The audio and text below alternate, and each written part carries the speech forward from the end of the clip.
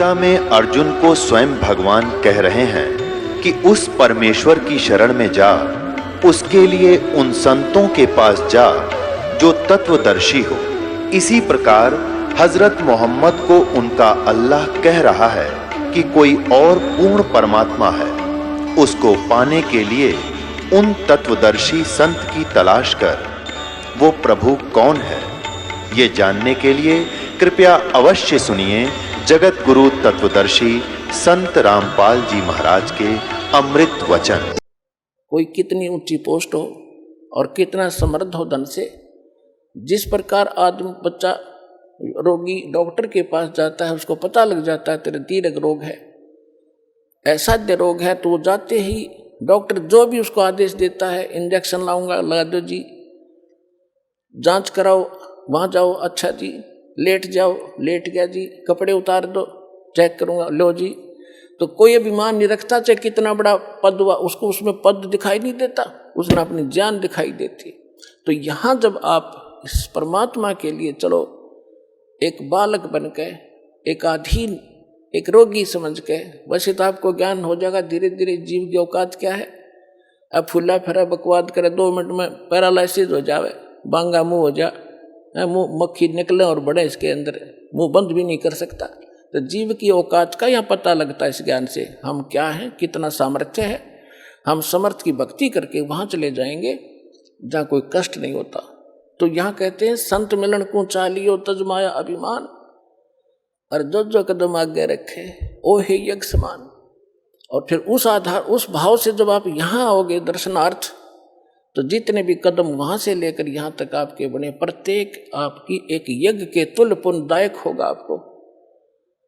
और फिर यहाँ पर 5 यज्ञ करवाई जाती हैं। प्रथम एक यज्ञ है धर्म की, आपका जो पैसा दान आता है, यहाँ भंडारे खुले चलते हैं, कहीं शेड लगाया जाता है, पंखे लाए जाते हैं, आपके लिए सारी व्यवस्था होती है।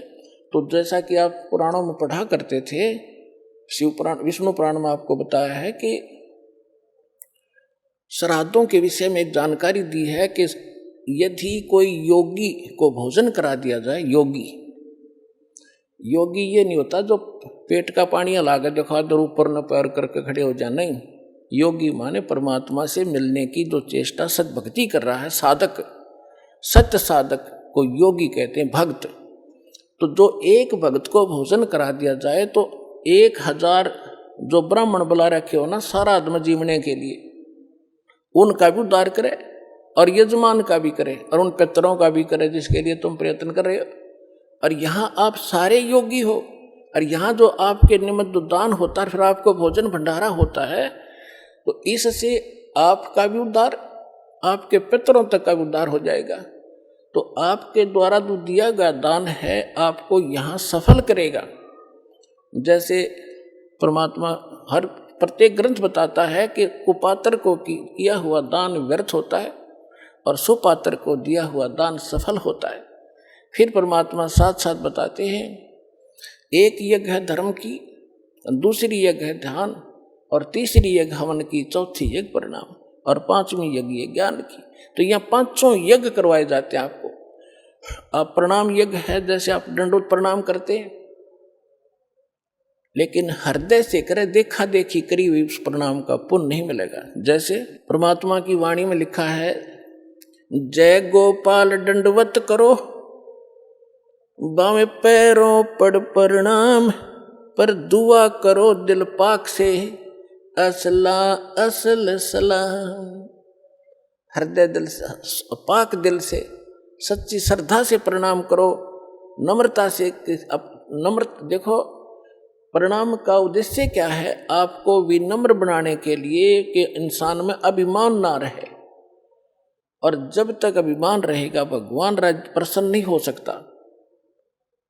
और जैसे रावण ने जो साधना भक्ति की, पुण्यात्मा, आप तो लाख जन्म नहीं कर सकते, इतनी कुर्बानी यहाँ से काट कर चढ़ा दिया, लेकिन एक त्रुटि रही, उसने अभिमान नहीं गया, और वो अभिमान उसको खा गया, लेकर डूब गया। कुल का नाश कराया, अपना नाश कराया, भक्ति नाश करा लिया। तो सबसे पहले अपने भगत के अंदर आधीनी होनी चाहिए। एक प्रमाण बताया है, परमात्मा ने एक उदाहरण दिया है। एक अजाजिल नाम का भक्त था, साधक था। अब जैसा हमने गुरु मिलते हैं, हम उन गुरुओं को कंप्लीट मान के, संपूर्ण मान के उसके आदेश का पालन कर लेते हैं। जीव की तो इतना ही काम होता है श्रद्धालु का। अब इन्होंने क्या कर रखा है कि राम नाम की गाड़ी की ब्रेन में टिक रखी है। किसी ने तो एक पहिया ले रखा है व्हील, उसको घुमा रखा, जाइए राम नाम की गाड़ी, तुम भी दिखाओ इसको।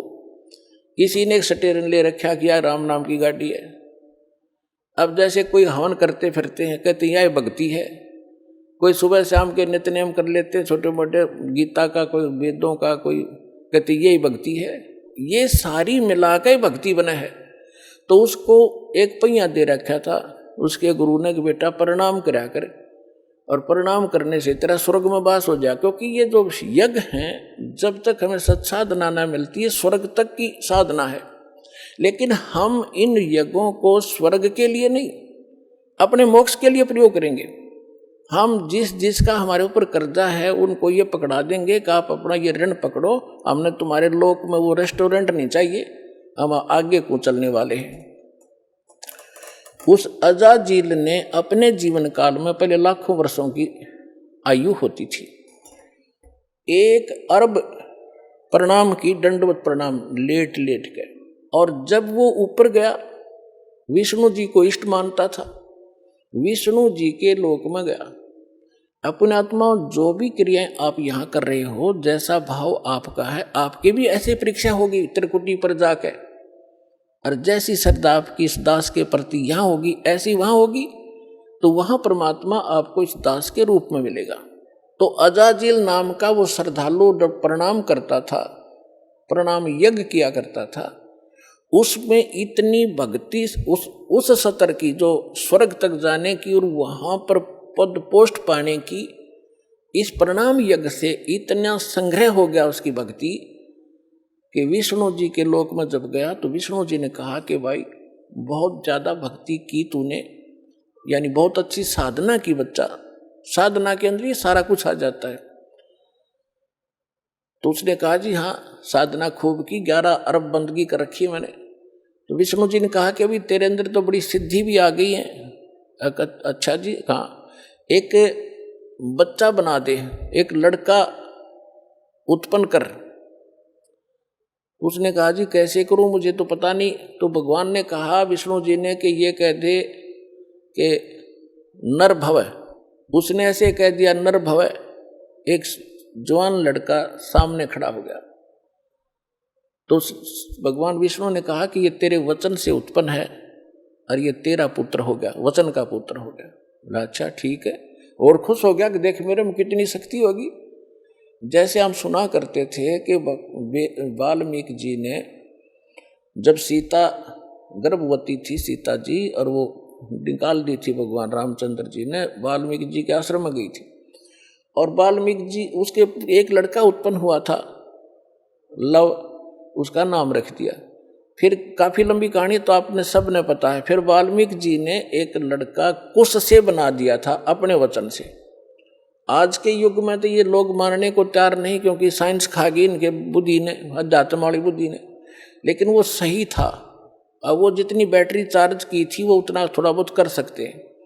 तो उसे भगवान या मोक्ष, भगवान नहीं बन गए वो, और मोक्ष नहीं हुआ उनका। तो वहाँ जब वो लड़का हुआ तो बड़ा खुश हुआ कि स्वर्ग में मेरा एक पुत्र हो गया, यहाँ इसके साथ रहा करूँगा। फिर भगवान विष्णु ने कहा कि अजाजिल इसको प्रणाम कर, दंडवत। अब वो तो उसका तो गेम में यही था, इसी मैच के कारण, गेम के कारण तो यूँ इस पद पर पहुंचा था। तो उसने बोला ना करूं इसको। क्यों भाई? भगवान बोले क्यों नहीं करे इसको प्रणाम? कि ना करूं, ये तो मेरा पुत्र है, मेरे वचन से हुआ है।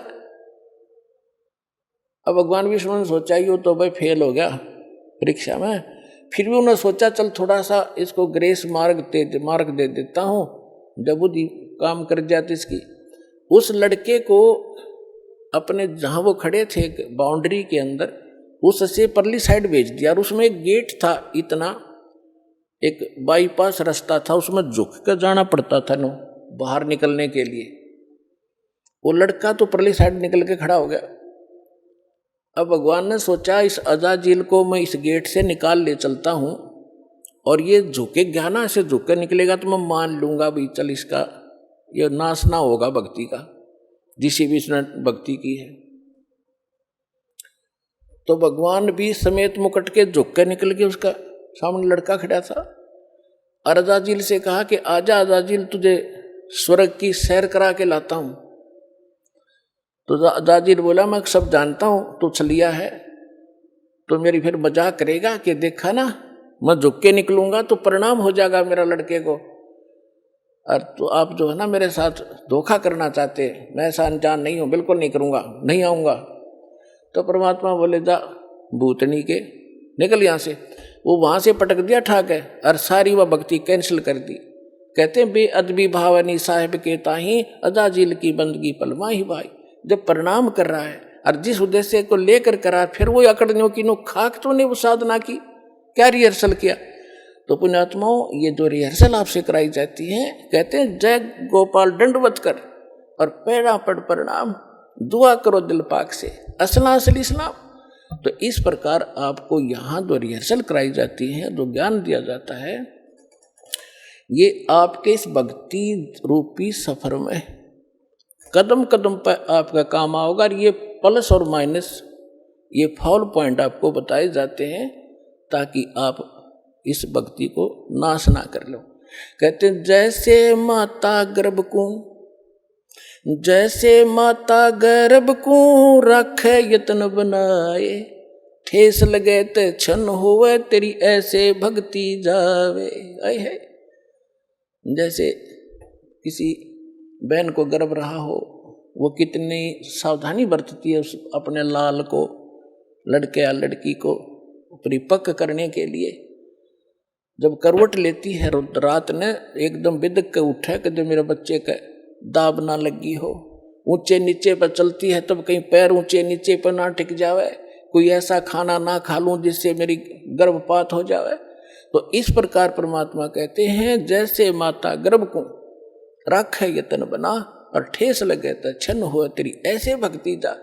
तो पुण्यात्माओं इस भक्ति के साथ साथ सावधानी और मर्यादा अति आवश्यक है, तब आपको सफलता मिलेगी। तो सौभाग्य आपका, आपको सतलोकाश्रम बरवाला माने का शुभ अवसर प्राप्त हुआ और वो अनमोल ज्ञान और अनमोल साधना मिली जिसके लिए देवता भी तरस रहे हैं। धन्य आपके माता पिता जिनसे जन्म हुआ। बोलो सतगुरुदेव।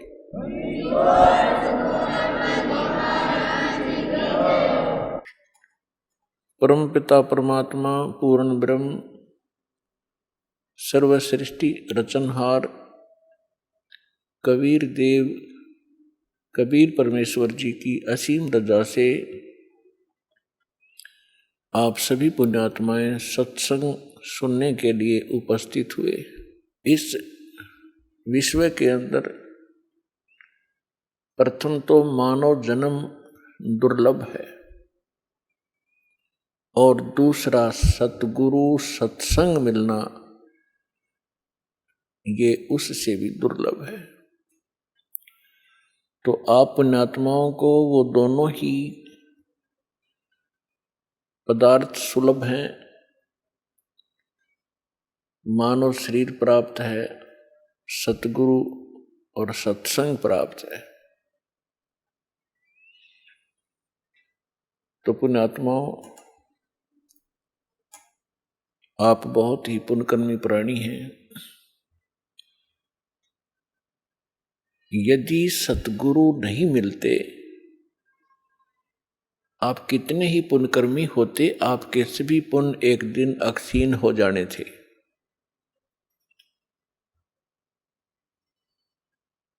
ये पूर्व जन्म के जो पुण्य होते हैं, युगों युगों से किए हुए शुभ कर्मों का जो आपका रिजल्ट होता है, परिणाम है, वो संग्रहित होता है और आगे फिर उस संग्रह करने के यानी पुण्य कमाने के कोई हमें साधन नहीं मिलते हैं। तो उस पुण्यकर्मी प्राणी जो पूर्व जन्म से युगों युगों से पुण्य इकट्ठे किए हुए हैं, उसकी ऐसी स्थिति होती है जैसे इन्वर्टर की बैटरी चार्ज कर ली जाए और चार्ज फुल होगी और फिर चार्जर उसका है नहीं, आगे चार्जर नहीं लगाया या कोई कनेक्शन नहीं है उसका बिजली से, चार्जर भी लगा रखा है तो वो कनेक्शन ठीक ना हो, लाइट ना हो उस स्विच के अंदर, तो फिर क्या कैसा महसूस होता है, कैसे लगता है, उसके साथ कैसा धोखा होता है। बैटरी पूर्व जन्म की चार्ज, पहले की चार्ज है, इन्वर्टर चल रहा है, पंखे भी चल रहे हैं, बल्ब भी जग रहे हैं और आगे इन्वर्टर भी लगा हुआ है, आगे चार्जर भी लगा दिखाई दे रहा है, स्विच में लगा रखा है और स्विच में लाइट है नहीं, पावर नहीं है उसके अंदर। तो उसको कब पता चलेगा? जब वो इन्वर्टर की बैटरी डाउन हो जाएगी, झटके मारने लगेगी और झटके मार के वो बंद हो जाएगा। सब सुविधाएं, जो बल्ब जग रहे थे, पंखे चल रहे थे, कूलर चल रहे थे, वो एकदम शट ऑफ हो जाएंगे, बंद हो जाएंगे। तो पुण्यात्माओं, जो पूर्व जन्म के पुण्यकर्मी आत्माएं हैं, आज कोई डॉक्टर बना है, कोई इंजीनियर बना है, कोई आईएएस आईपीएस पोस्ट पर विद्यमान है, कोई एमएलए एमपी मंत्री मुख्यमंत्री बना है, या कोई अच्छा सेठ साहूकार बना है, या कोई अन्य उसके पास सुविधा उपलब्ध है, और वो पुण्यकर्मी प्राणी जहां भी जिस क्षेत्र में प्रवेश करता है, उसके पुण्यों के आधार से वो उधर ही सफल होना प्रारंभ हो जाता है, क्योंकि उसने पूर्व जन्म की बैटरी वह चार्ज है उसकी। और आगे यदि वो सत भक्ति नहीं कर रहा है तो उसका वो पुण्य कर्मों को संग्रह करने का चार्जर नहीं लगा हुआ है, और गलती से वो कोई साधना कर रहा है या कोई संत गुरु बना रखा है, उसके बताए अनुसार जो साधना कर रहा है, तो वो चार्जर ठीक नहीं, उसमें लाइट है नहीं। परिणाम के तौर पर उदाहरणार्थ आपको बताते हैं कि गीता अध्याय नंबर 16 के श्लोक नंबर 23 और 24 में ये स्पष्ट किया है कि अर्जुन, शास्त्र विधि को त्याग कर जो मनमाना आचरण करते हैं, यानी मनमानी पूजाएं करते हैं, उनको न सुख होता है, न उनको कोई सिद्धि प्राप्त होती है, और न ही उनकी परम गति होती है, अर्थात यूजलेस। तो उनके साथ वो सचिथी बनी हुई होती है जो कोई नकली इन झूठे गुरुओं से भी संबंधित है। उसको लग रहा है कि मैंने चार्जर लगा रखा है, लेकिन वो चार्जर ठीक ठिकाने नहीं लगा हुआ है, वो गलत स्थान पर लगा हुआ है। अब जब तक उसके पुण्य चलेंगे और उसको सभी सुविधाएं उपलब्ध रहेंगी, और ये सोच रहा होगा वो व्यक्ति जो धार्मिक प्रवृत्ति का है कि मैं जो पूजाएं कर रहा हूं, जो साधना कर रहा हूं, या तो कोई गुरु बनाकर, किसी संत पंथ में जाकर, या वैसे अपना कोई देवी देवता मना के जो भी वो आध्यात्मिक क्रियाएं करता है, वो ये सोच रहा होता है कि मुझे इन्हीं क्रियाओं से ये लाभ मिल रहा है। अब उस स्थिति में उसको कोई हमारा भक्त जाकर समझाने की चेष्टा करे कि आपकी भक्ति ठीक नहीं, आपके साधन जो है भक्ति के ये व्यर्थ हैं, तो वो व्यक्ति बिल्कुल मानने को तैयार नहीं, क्योंकि उसको अध्यात्म ज्ञान अब का अभाव है, और वो ये कहेगा कि मुझे सब सुविधाएं उपलब्ध हैं, अच्छी पोस्ट है, बच्चे भी अच्छे पढ़ रहे हैं, उनको अच्छी पोस्ट प्राप्त हो गई है, मेरे को सब सुख है, ये मेरे गुरुदेव की कृपा है, मेरे इष्ट देव की या मेरे इष्ट देव की कृपा है। तो पुण्यात्माओं उसको उस समय पता चलेगा जब उसकी पूर्व जन्म की बैटरी समाप्त हो जाएगी, डाउन हो जाएगी, डिस्चार्ज होगी। उस समय देर बहुत हो चुकी होगी। फिर उसके सामने रोने के अतिरिक्त कुछ भी शेष नहीं बचेगा। इसके लिए दास बार बार प्रार्थना कर रहा है कि कम से कम जो दास आपके गुरु जी के विषय में, आप जी की साधना के विषय में कोई टिप्पणी कर रहा है, आप उसको आलोचना मानते हो, उस आलोचना को कम से कम कंपेयर कर लो कि ये सिरफरा व्यक्ति क्यों बार बार हमारी साधनाओं को गलत बता रहा है। इस उद्देश्य से देख लो। लेकिन इधर सोचना भी पसंद नहीं करते वो भोली आत्माएं। और अब दास देख रहा है, जिनको आज से 10 वर्ष पहले हमने कहा था कि तुम्हारी साधनाएं गलत हैं, उन्होंने बात करना भी पसंद नहीं किया था, आज वही रोते हुए आ रहे हैं कि काश हम उस समय आपकी बात को स्वीकार कर लेते, इतना विनाश ना होता। परमात्मा ये कहते हैं, कोई बात नहीं, पीछे गई सो जान दे, ले रहती को राख, नहीं तो ये रही रही भी जावेगी उस गई गई के साथ। तो परमात्मा ने ये ऐसा ज्ञान दिया है और आपको बुद्धि दी है, मानव समाज को एक विशेष विलक्षण बनाया है आपको कि आप इस अध्यात्म मार्ग को और सद्ग्रंथों को आसानी से समझ सकते हैं। तो पुण्यात्माओं, जब तक इस प्राणी के पुण्य चलते हैं तब तक तो इसको सब सुविधाएं होती हैं और ये सोचता है कि मैं जो साधनाएं कर रहा हूं इन्हीं से मैं सब सुख उपलब्ध कर रहा हूं। लेकिन अब इस तत्व ज्ञान के पैमाने से इसकी रोशनी में आप देखोगे, फिर आपको पता चलेगा कि जिन गुरुओं को आप गुरु मानते थे और सतगुरु मानते थे, वो बिल्कुल नालायक आदमी थे, उनको कख भी पता नहीं। एक टीचर अपने सिलेबस से परिचित नहीं है, उसको टीचर कहा जा रहा है, क्योंकि विद्यार्थी को अगर ये इतना ज्ञान हो कि वो टीचर को ही पहचान ले, तो वो तो विद्यार्थी रहा ही नहीं। तो टीचर के कोई त्रुटि को टीचर ही बता सकता है। ये दास भी स्पिरिचुअल टीचर है और जिन गुरुओं से आप संबंधित हैं वो भी, उनको भी आप स्पिरिचुअल टीचर ही बताते हो, आध्यात्मिक गुरु कहते हो।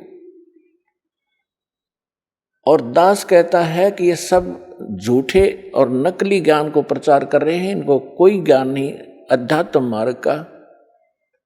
दास ने कोई शौक नहीं, कोई लालच और लोभ नहीं, या किसी स्वार्थवशी में उनको उनके ज्ञान को और उनकी साधना को गलत बता रहा हूं। एक परमार्थी कर्म कर रहा हूं। जैसे किसी टीचर ने 2 दूना 6 पढ़ा रखा है बच्चों को और सभी ने वही घोट रखा है। अब दूसरा टीचर आता है, वो उनसे पूछता है कि 2 दूना क्या होता है, 2 जमा 2 कितना होता है, या 2 गुना 2 कितना होता है। और वो सभी एक सुर में बोलते हैं 2 गुना 2 6। तो उस टीचर का क्या कर्तव्य बनता है कि नहीं बच्चों, 2 गुना 2 4 होता है, 6 नहीं होता। और वो बच्चे भी विरोध करें कि हमारे टीचर की बेइज्जती करते हो, आप उसको आलोचना करते हो, तो इसका समाधान कैसे हो। तो पुण्यात्माओं, आज दास के साथ वही बना हुआ है। दास कहता है कि आपके टीचर ठीक नहीं, उनको सिलेबस का ज्ञान नहीं, वो आपके जीवन का नाश कर रहे। और उन गुरुओं से भी दास बार बार प्रार्थना कर रहा है कि कम से कम जो दास आपके विषय में बोल रहा है उसका कम से कम आप उसका कुछ प्रतिक्रिया तो करो कि मैं क्यों गलत बता रहा हूं, या मैं गलत बता रहा हूं तो आप बताओ कि आपने ये गलत बोल रहा है। ऐसा नहीं है, तो इससे बुद्धिमान समाज ने खुद सोचना और समझना पड़ेगा। उनका मौन ही उनकी हार बताती है, उनका अज्ञान सिद्ध करती है। तो बुद्धिमान समाज को समझ लेना चाहिए और इस यथार्थ ज्ञान को शीघ्र ग्रहण करना चाहिए। फिर परमात्मा कहते हैं कि मानुष जन्म दुर्लभ है, ये मिले न बारंबार, तरवर से पत्ता टूट गिरे वो बोर न लगता डर।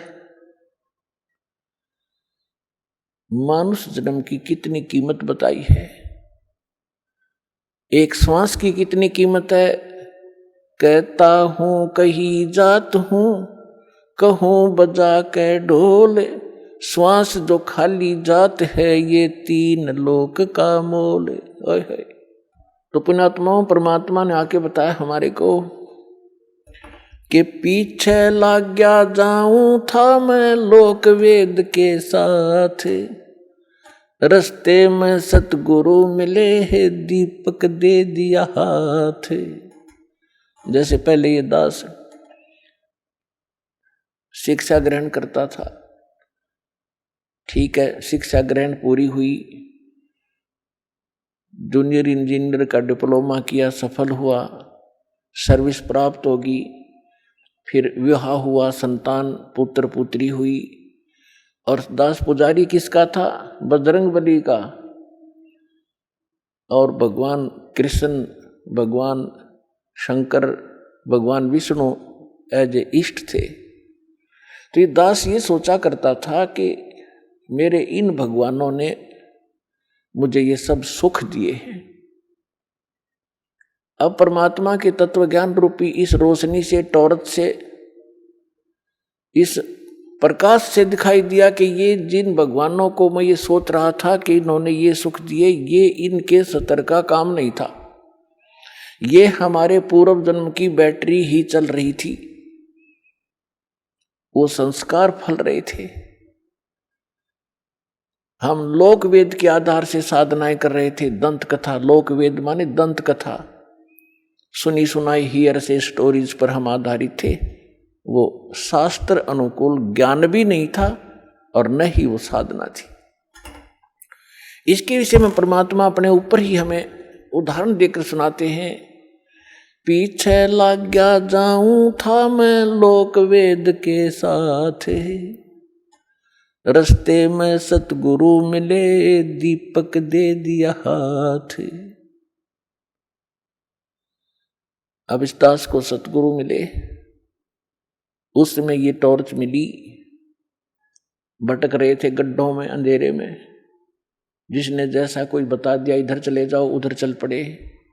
आगे किसी ने कहा इधर जाओ, ये ठीक नहीं है, उधर चल पड़े। अब हमारे पास मैप भी है और टॉर्च भी है।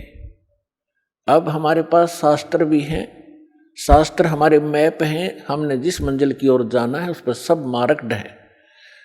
और अब हम उसको देखकर तत्व ज्ञान रूपी इस रोशनी से हम कुमार्ग पर नहीं जाएंगे, सुमार्ग पर ही चलते रहेंगे। तो क्या बताते हैं? मात पिता मिल जाएंगे 184 माह, सतगुरु सेवा और ये बंदगी फिर मिलन की नाम। परमात्मा कहते हैं आप जहां भी जन्मोगे आपको माता पिता वहीं मिल जाएंगे। पशु योनि में जाओगे वहां भी माता पिता मिलेंगे। पक्षी की योनि में आप जन्म लोगे, उस शरीर में भी आपको माता पिता मिलेंगे। मानव शरीर प्राप्त करोगे वहां भी माता पिता मिल जाएंगे। लेकिन सतगुरु सेवा, सतगुरु सेवा मीन सतगुरु के अनुसार बताई हुई पूजा। सेवा माने पूजा। और फिर वो भक्ति जो गुरु बतावे, सतगुरु बतावे, कहते फेर मिलन की ना। अब परमात्मा कहते हैं सतगुरु के उपदेश का लाया एक विचार, जय सतगुरु मिलते नहीं, जाते नरक द्वार। नरक द्वार में दूत सब करते खेचातान, उनसे कभू ना छूटता, फिर फिरता चारों खानी। चार खानी में भरमता, कभू न लगता पार, सो फेरा सब मिट गया, मेरे सतगुरु के उपकार। परमात्मा ये हमारे जो कबीर साहिब हैं, ये हमारे पिता हैं। ये वो परमात्मा है जिसमें सर्वगुण संपन्न है। त्वमेव माता च पिता त्वमेव, त्वमेव बंधु च सखा त्वमेव, त्वमेव विद्या च द्रविण त्वमेव, त्वमेव सर्व मम देव देव। हे सब देवों के देव, सब भगवानों के भगवान, हे परमेश्वर, आप ही माता वाला गुण रखते हो, आप ही पिता वाला गुण रखते हैं। सच्चे भाई भी आप हैं, सच्चे साथी भी आप हैं, और हमारा धन भी आप ही हैं। कबीर और सब जग निर्धना, धनवंता ना कोई, धनवंता सो जानियो, जिस पर राम नाम धन होवे। तो यहाँ क्या बताते हैं परमात्मा, ये परमात्मा हैं। जैसे आदरणीय रामानंद स्वामी रामानंद जी को परमात्मा मिले, 104 वर्ष के वृद्ध थे और बड़े विद्वान प्रसिद्ध थे, चारों वेदों को कंठस्थ याद कर रखा था, गीता के सब श्लोक उनको जुबानी याद थे, पुराणों के वो मर्मज माने जाते थे, उपनिषदों के भी वो बड़े विद्वान कहलाते थे। 104 वर्ष की आयु हो चुकी थी जब परमात्मा लीला में आयु में 5 वर्ष के थे। उस 5 वर्ष के बालक ने 104 वर्ष के उस वृद्ध की ज्ञान के अंदर घिघी बांध दी। परमात्मा ने एक प्रश्न किया था स्वामी रामानंद जी से कि कौन ब्रह्मा का पिता है और कौन विष्णु की मां, शंकर का दादा कौन है, पंडित जी दे बता। अब रामानंद जी कहने लगे कि क्या बात कर रहे हो, इनके कोई माता पिता नहीं, ये तो स्वयंभू हैं। परमात्मा ने कहा कि मोती मुक्ता दर्शत नाही, ये जग है सब अंदरे, दिखत के तो नैन चश्म, इनका फिरा मोतिया बंदरे। ये विद्वान कौन है और कख पता नहीं न सदग्रंथों का। जैसे किसी को मोतिया बिंद का रोग आंखों में हो जाता है, उसकी आंखें स्वस्थ दिखाई देती है लेकिन उसको दिखता कुछ नहीं, वो दूसरे को स्वस्थ दिखाई देती है, उसको स्वयं को कुछ नहीं दिखाई दे रहा। इसलिए परमात्मा बताते हैं कि मोती मुक्ता दर्शत नाही, मोक्ष मार्ग रूपी जो मोती है, जो वास्तविक साधना है, इनको ज्ञान है, वो ज्ञान का पता नहीं। और ये दिखत के तो नैन चश्म, इनका फिरा मोतिया बंदरे। तो परमात्मा ने कहा कि आप शिव पुराण को पढ़कर देखिए स्वामी जी, रुद्र संहिता, उसमें परमात्मा ने बताया कि ऐसे ऐसे जिसको आप महाशिव कहते हो ये काल है, सारी कहानी सुनाई। उसको कंठस्थ याद थे, स्वामी जी को तुरंत समझ गए। बुद्धिमान व्यक्ति को समझाना इस अध्यात्म ज्ञान से, जो दास ज्ञान दे रहा परमात्मा का दिया हुआ, बुद्धिमान समाज जो थोड़ा सा भी आध्यात्मिक रुचि रखता है और सदग्रंथों का थोड़ा बहुत अध्ययन करता रहा है, उसको समझाना बहुत आसान है।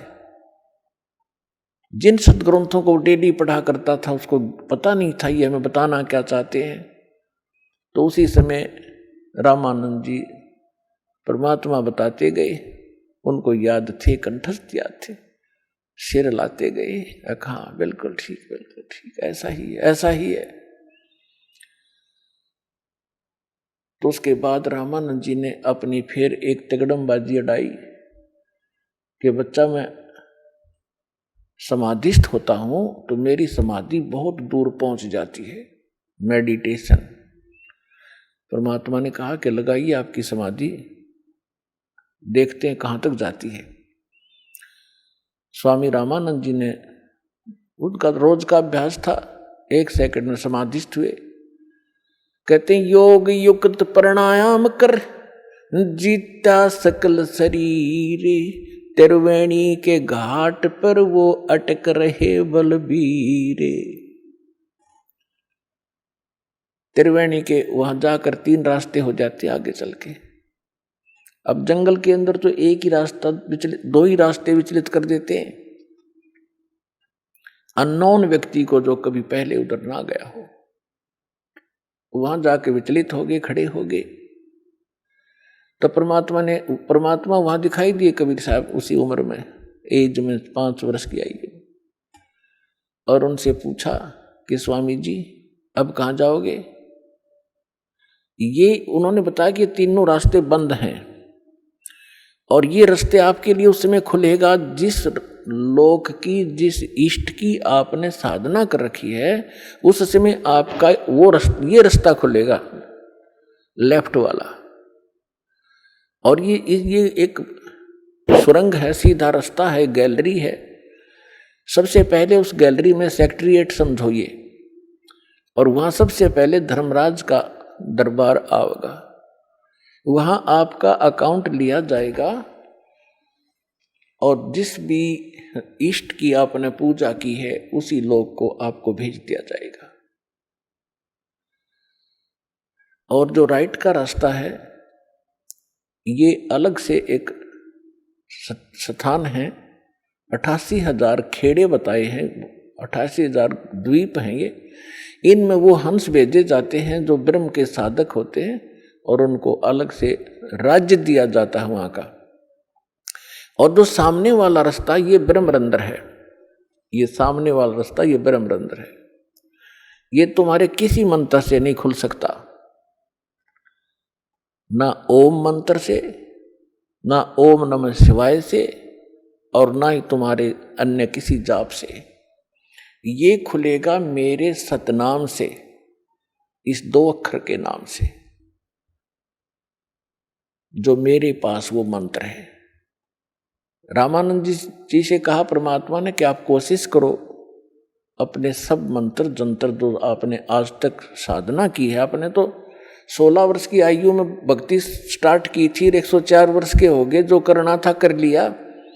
अब प्रयोग करके देख लो आपकी वो साधना कितनी सफल है, सक्षम है। अब रामानंद जी ने सारे जंतर मंत्र कर लिया, गेट ना खुला। तो परमात्मा ने कहा मैं खोलूं। श्वास सिमरण किया मालिक ने। वो तो परमात्मा थे, लेकिन हमारे लिए संदेश छोड़ गए कि आपको जो मंत्र दिया सतनाम का, ये एक अनमोल और बहुत पावरफुल है। परमात्मा ने सिमरण किया, सामने का वो बजर कपाट खुल गए। तब रामानंद जी को परमात्मा उसके अंदर से आगे लेकर गए।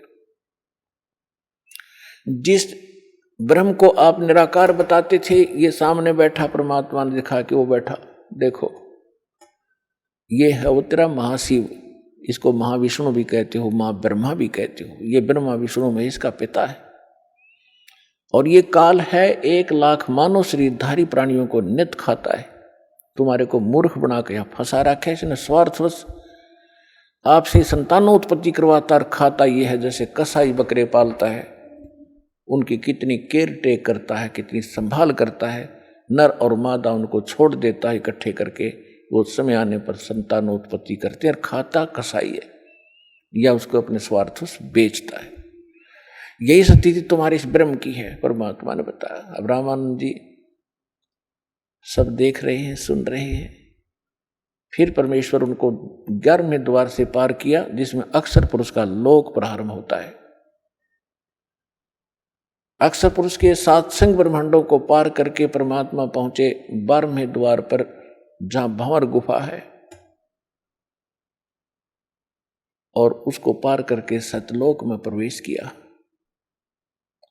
वहां जाकर क्या देखा रामानंद जी ने कि परमात्मा सत्यपुरुष सिंहासन पर विराजमान है, तख्त के ऊपर, सिर पे छत्र है, एक मुकुट है सफेद, और एक बहुत बड़े मंदिर नुमा गुम्बज के अंदर उसके सेंटर में परमात्मा विराजमान है।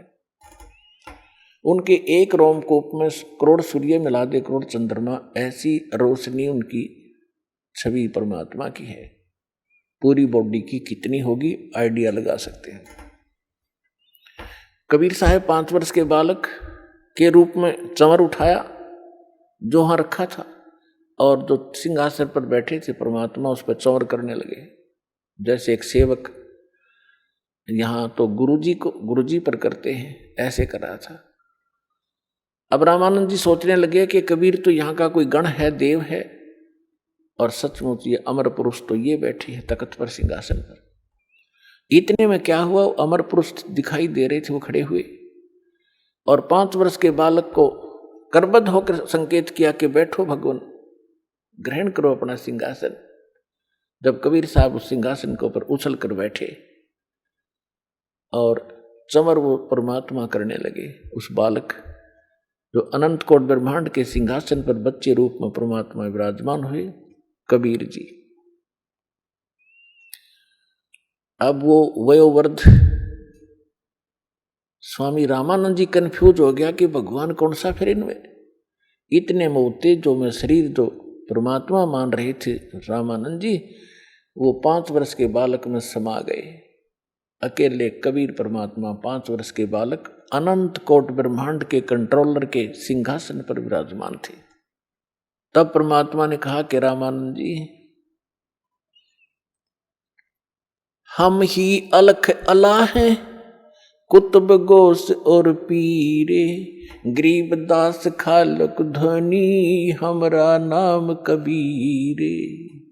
ए स्वामी सृष्टा में सृष्टि हमारे तीरे, दास गरीब अधर बसू हूँ अवगत सत कबीर।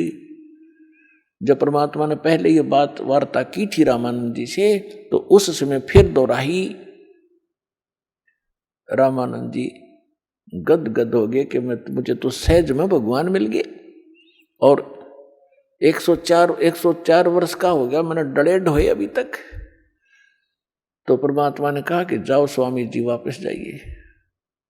इतना ही कहा था कि बड़े वेग से स्वामी जी की आत्मा बॉडी में आ गई, और एकदम ऐसे देखा सामने, तो सामने वही सूरत, वही मूर्त, 5 वर्ष का बालक सामने बैठा, चरणों में गिर गया। 104 वर्ष का विद्वान पाक रहा था, बिना ज्ञान के न्यू डले डोआ प्राणी। अब दुनिया में महिमा थी, 1400 ऋषि शेष बना रखे थे जो उसके ज्ञान का प्रचार किया करते थे। अपने आत्माओं ब्राह्मण वही होता है, कहते ब्राह्मण सोए जो ब्रह्म पछाने। और परमात्मा के चाहने वाली आत्माएं समाज नहीं देखा करती। जो समाज की तरफ देख कर चलेगा वो भक्ति नहीं कर सकता और ना उपलब्धि हो सकती।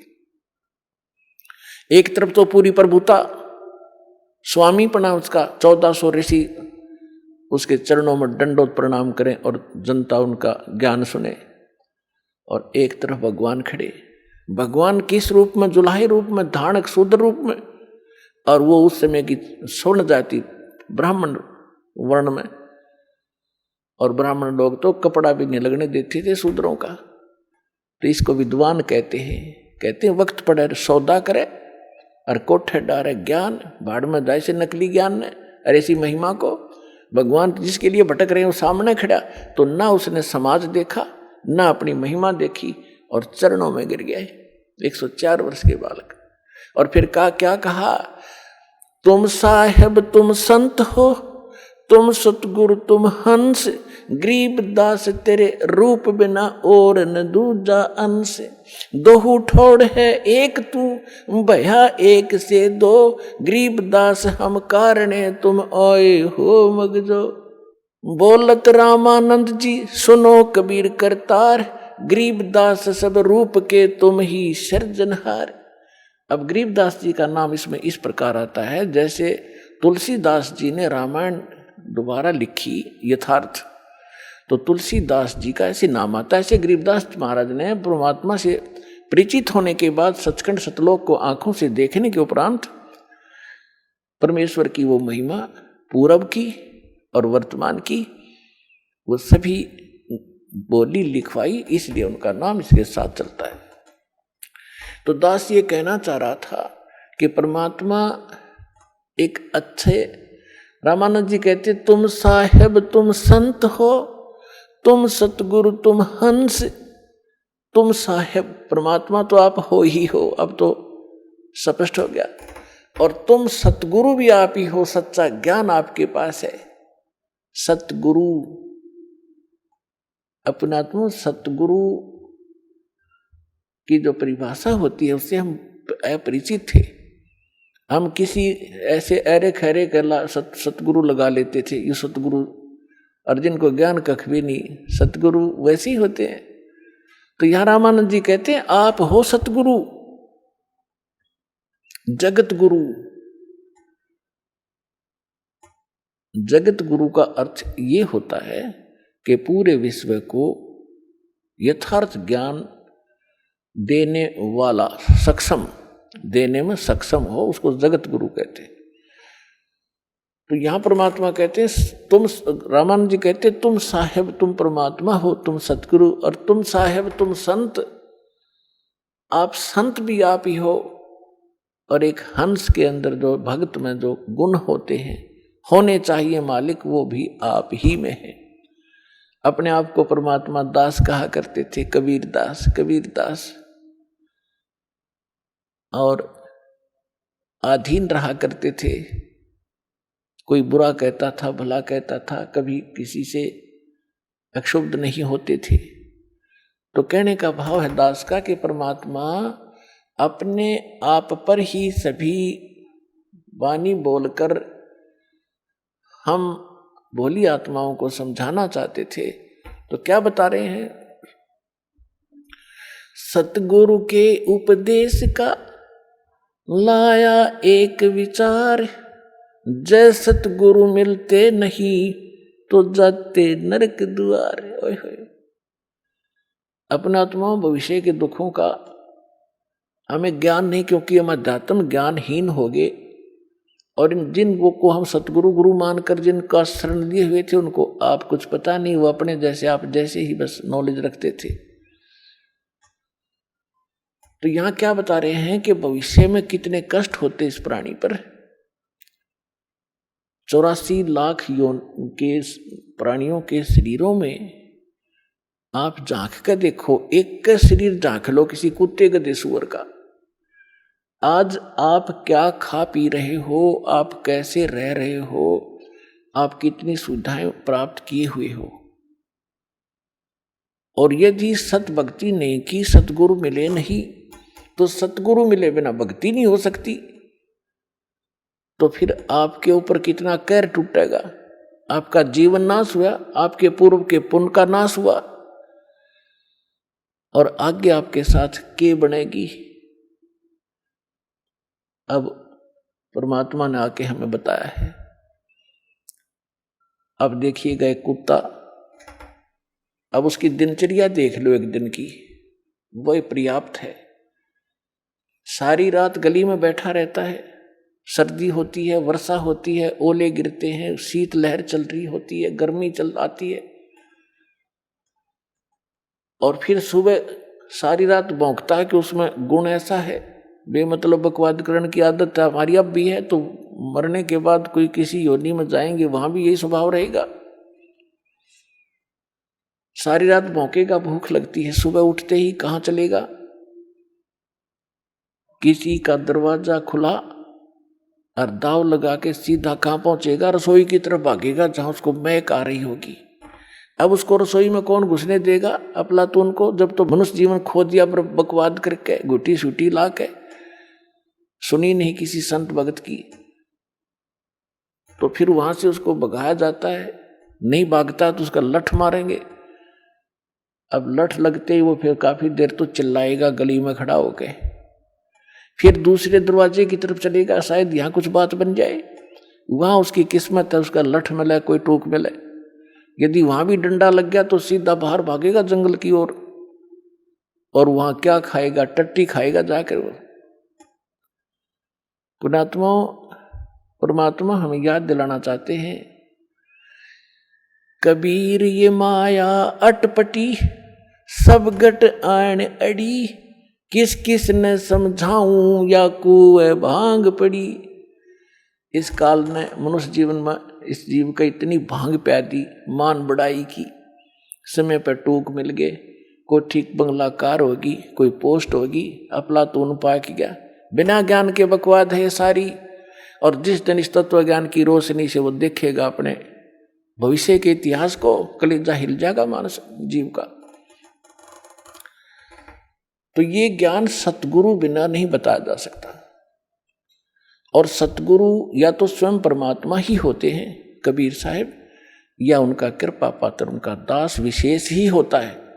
नहीं तो ये कितने दिन हो गए कबीर पंथ में लाखों की संख्या में गुरु हैं और करोड़ों की संख्या में अनुयायी हैं, कोई विकार छोड़ रहा नहीं, किसी का कोई भाव ठीक नहीं, आम इंसान से भी सतर गिरा हुआ इन लोगों का। चाहे कोई किसी भी पंथ को देख लो आप, तो भक्तों के लक्षण जारे होते हैं, उनकी क्रियाओं में भी अंतर होता है, उनके स्वभाव में परिवर्तन होता है, वो सतगुरु बिना नहीं होता। तो अब इस दास को भेज दिया भगवान ने, अपना वही सारा अन्वेषण दे के यथार्थ ज्ञान दे दिया, और सिर पर पंजा उस परमात्मा का दास के साथ रहता है। तभी हम सफल हो रहे हैं। एकदम सबके विपरीत ज्ञान, और सब जिस लाल को हमने रिजेक्ट करके कौड़ी डाल समझकर कूड़े में डाल रखा था, आज उस कौड़ी को जो हम कौड़ी मानते थे वो लाल था, लाल को लाल सिद्ध कर रहा है। यानी कबीर को भगवान, एक दुल्हाए धाणक को भगवान को भगवान सिद्ध करने में इतना कठिनता आ रही है दास को, और जो भगवान नहीं थे उनको हम दंत कथा लोक वेद के आधार से सहर्ष स्वीकार किए बैठे थे। तो इतना विरोध, भयंकर विरोध हो रहा है, और उसके बाद हम सफल हो रहे हैं, क्योंकि सत्य के सामने असत्य के पैर नहीं होते, वो ज्यादा समय टिक नहीं सकती। तो परमात्मा ने अपने बच्चों तक इस ज्ञान को पहुंचाना है। पहले उस काल ने अपना जो कहा था कि मैं ऐसे ऐसे करूंगा, उसने सारा कुछ कर लिया। अब परमात्मा ने भी कहा था कि जब कलयुग 5500 वर्ष बीत जाएगा, तब मैं फिर से अपना एक दास भेजूंगा या स्वयं आऊंगा, और फिर तेरे सारे जितने दाव पेच से सब काट दूंगा, कटवा देंगे।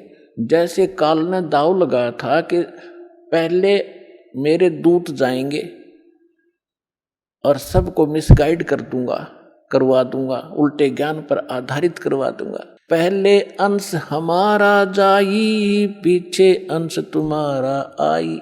आइए अब हम उन श्रद्धालुओं के अनुभव जानते हैं जो जगत गुरु तत्वदर्शी संत रामपाल जी महाराज जी से दीक्षा प्राप्त कर चुके हैं तथा उनके द्वारा बताए गए भक्ति मार्ग पर चल रहे हैं। नमस्कार जी। नमस्कार। क्या नाम है जी आपका? मेरा नाम निरुपम निशा साहू, मैं छत्तीसगढ़ से हूँ, दुर्ग जिला से। संत रामपाल जी महाराज से नाम दीक्षा आपने कब ली? संत रामपाल जी महाराज से मैंने दीक्षा 12 फरवरी 2013 में ली है। संत रामपाल जी महाराज से नाम दीक्षा लेने से पहले क्या आप कोई भक्ति साधना भी करती थी? जी, मैं दुर्गा माँ की भक्ति करती थी, हनुमान जी की भी भक्ति करती थी, और मैं 9 दिन उपवास करती थी भगत जी और सर जी। और मतलब मेरा ये कहना है, मतलब मैं जैसे लोग खाना एक टाइम खाते, मैं एक टाइम खाना भी नहीं खाती थी। मैं मतलब जैसे बोलना चाहिए वो दूबी का रस है ना, वैसा इतना मतलब कठोर उपवास करती थी मैं, तो बहुत ज़्यादा भक्ति में थी। और क्या मेरे जो पापा हैं उनके द्वारा मैं आध्यात्म में जुड़ी थी, तो बचपन से ही मैंने बहुत भक्ति की। तो दुर्गा माँ की, हनुमान जी की, मतलब जो भी व्रत उपवास आते थे, बहुत मतलब मुझे रुचि था, बहुत रुझान था, तो बहुत भक्ति करती थी भगत जी मैं। जी, संत रामपाल जी महाराज की शरण में आप कैसे आई? संत रामपाल जी महाराज की शरण में हमारे हस्बैंड के दीजिए जी हैं, उनके द्वारा हमें पता चला कि ऐसे संत रामपाल जी महाराज है जो कबीर परमात्मा की सच्चा ज्ञान बताते हैं, उनकी भक्ति बताते हैं, जिससे हमें मोक्ष प्राप्त होगा। तो वैसे हम संत रामपाल जी महाराज की शरण में आए। संत रामपाल जी महाराज की शरण में आने के बाद श्रद्धालु को बहुत सारे लाभ प्राप्त होते हैं, क्या आपके साथ भी कुछ ऐसा हुआ? जी भगत जी, बहुत लाभ हुए हैं। मालिक के लाभ तो हम पल पल अनुभव करते हैं, उनका मैं क्या बयान करूं, फिर भी मैं आपको बताऊंगी भगत जी। मेरा पोस्टिंग पीएससी के द्वारा रायगढ़ में हुआ था, जहाँ मतलब मैं अकेले मेरे छोटे बच्चे के साथ रहती थी, और मेरे हस्बैंड हैं वो मेरे इन लॉज और बड़े बेटे के साथ रहते थे।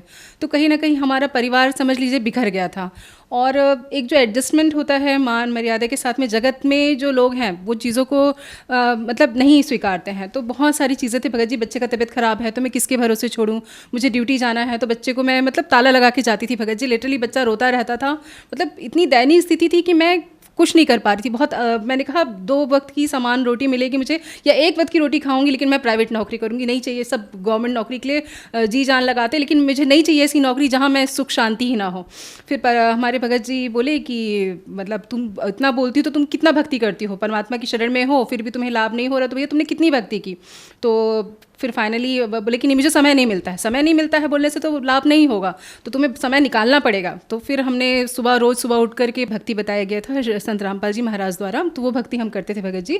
और साल भर के अंदर मालिक की ऐसी दया हुई, कबीर परमात्मा की ऐसी दया हुई कि संत रामपाल जी महाराज की भक्ति द्वारा मेरा एम्स रायपुर में सिलेक्शन हो गया।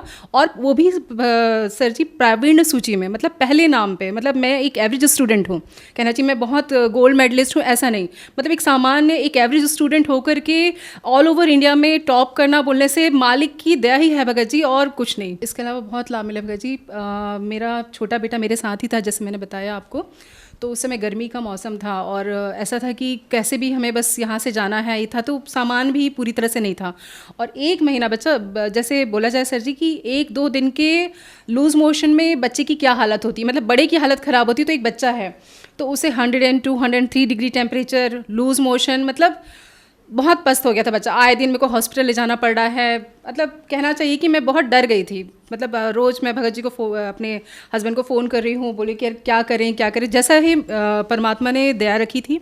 और 1 महीने तक मेरे बच्चे को तकलीफ़ थी, लेकिन वो बच्चा आज बहुत स्वस्थ है, कोई शिकन तक नहीं है उस बच्चे के इस पर। संत रामपाल जी महाराज के पास सच्ची भक्ति है जो कि और गुरु नहीं बता पाते हैं। ऐसी भक्ति संत रामपाल जी महाराज जी जो भक्ति बताते हैं उसमें हमारे पाप कर्म भी नष्ट होते हैं। बाकी गुरुओं का कहना है कि आप कितनी भी, मतलब आपके पुराने कर्म है जिसके कष्ट आप भोग रहे हो, लेकिन संत रामपाल जी महाराज जी जो हमें भक्ति बताते हैं उसमें हमारे पाप कर्म भी नष्ट हो जाते हैं, जिससे हमें जो दुख आता तो है लेकिन वो पल भर में नष्ट हो जाता है। बहन जी, आप रायपुर एम्स में डॉक्टर हो और जो दर्शक आज आपको देख रहे हैं टीवी पर, उनके लिए आप क्या कहना चाहेंगी? उत्तर दक्षिण पूरब पश्चिम फिरता दाने दाने नु, सर्वकला सदगुरु साहिब की हरि आए हरियाणे नु। हमारे भारत में, हमारे हरियाणा प्रदेश में हम एक संत आए हुए हैं जिसे बोलते तत्वदर्शी संत, जिसकी व्याख्या गीता अध्याय 4 34 श्लोक में बताया गया है कि कोई तत्वदर्शी संत है जो आपको पूर्ण ज्ञान देगा और आपको मोक्ष, उन्हीं की भक्ति, उन्हीं के द्वारा बताई हुई भक्ति करके आपको मोक्ष प्राप्त होगा। तो जिसके बारे में संत रामपाल जी महाराज सबको बता रहे हैं और जिस पर आज पहले तो कोई विश्वास नहीं करता, आज उनके जेल में होने के बावजूद कई सारे जो शिष्य हैं वो उनकी शरण में आए हैं। तो इससे बड़ा उदाहरण क्या होगा लोगों के लिए। तो बस मैं ही कहना चाहूँगी कि परमात्मा हमारी धरती पर आ चुके हैं, उन्हें जानिए, उन्हें पहचानिए और सच्चे दिल से भक्ति करिए। परमात्मा सभी सुख देता है जो हम चाहते हैं और वो वही देगा जो हमारे लिए अच्छा हो। संत रामपाल जी महाराज से नाम दीक्षा कैसे ली जा सकती है? संत रामपाल जी महाराज जी से दीक्षा बहुत आसानी से ली जा सकती है। संत रामपाल जी महाराज का सत्संग आता है चैनलों पे, जिसमें नीचे एक पीली पट्टी चलती है और वहाँ एक नंबर दिया रहता है। उस नंबर पे कॉल करके हम जो हमारे निकटतम जो जिला में क्या बोलना चाहिए आश्रम है, वहाँ जाकर हम नाम उपदेश ले सकते हैं। धन्यवाद जी। धन्यवाद।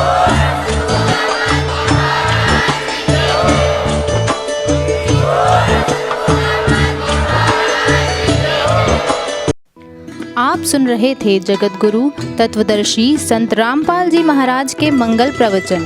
अधिक जानकारी के लिए संपर्क करें।